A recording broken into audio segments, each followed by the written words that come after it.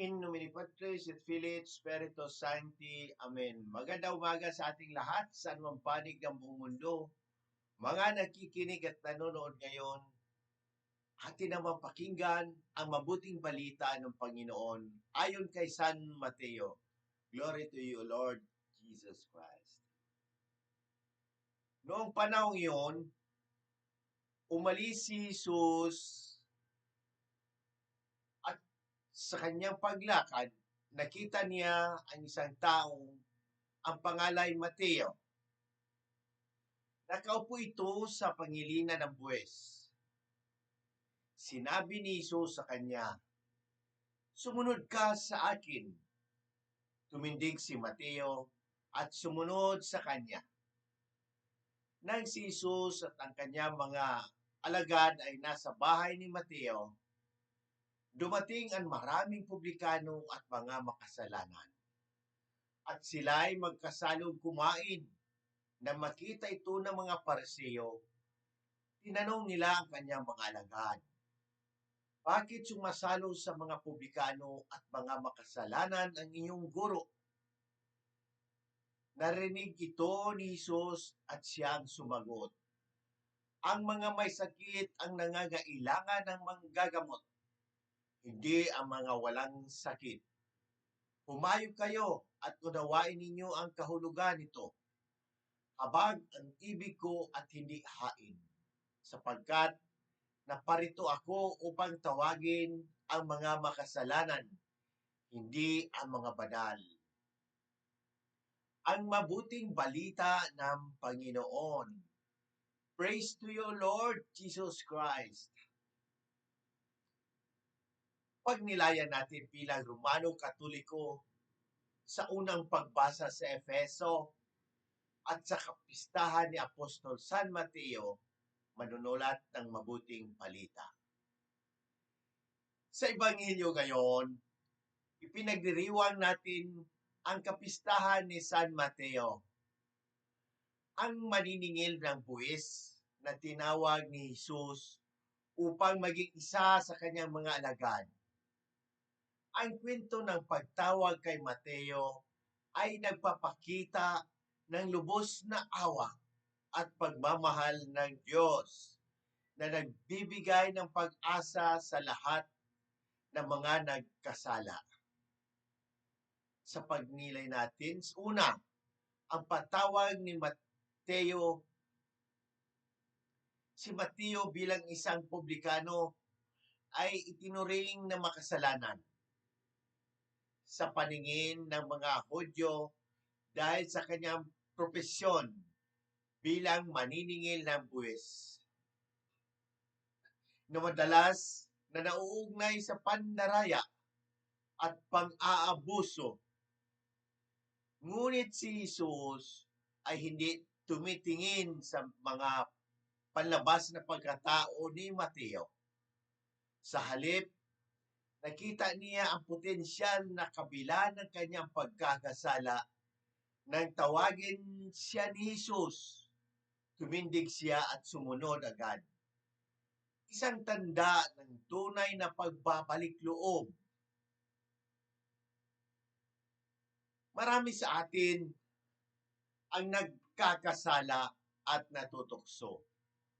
Subalit, laging bukas ang tawag ng Diyos para tayo ay bumalik sa Kanya. Pangalawa, ang misyon ni Kristo. Nang si Jesus ay kumain kasama ang mga publikano at mga makasalanan, tinanong siya ng mga Pariseo, isang grupong naniniwala sa paghihiwalay ng mga banal sa mga makasalanan dito. Malinaw na sinabi ni Jesus, ang mga may sakit ang nangangailangan ng manggagamot, hindi ang mga walang sakit. Ipinapakita nito na ang layunin ng misyon ni Kristo ay ang iligtas at ibalik ang mga nagkasala sa pamayanan ng Diyos. Huwag tayong matakot lumapit sa Diyos kahit gaano kalalim ang ating mga kasalanan dahil ang kanyang awa ay walang hanggan. Pangatlo, habag hindi hain. Ang ibig ko at hindi hain na nagpapahiwatig na higit sa mga ritual at sakripisyo, mas mahalaga ang tunay na pagkikiramay at pagdamay sa kapwa bilang mga mananampalataya.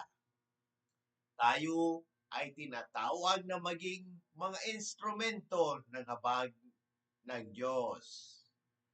Lalo na sa mga taong napapalayo sa Kanya dahil sa kanilang mga kasalanan o mga karanasan sa buhay. Ang ating simbahan ay hindi eksklusibo para sa mga banal, kundi para sa lahat, lalo na ang mga nangangailangan ng awa ng Diyos. Kaugnayan sa unang pagbasa, tinatawag tayo ni San Pablo na mamuhay ng karapat-dapat sa ating bukasyon. Bilang mga Kristiyano, may pagpapakumbaba, kagalakan at pagtitiis.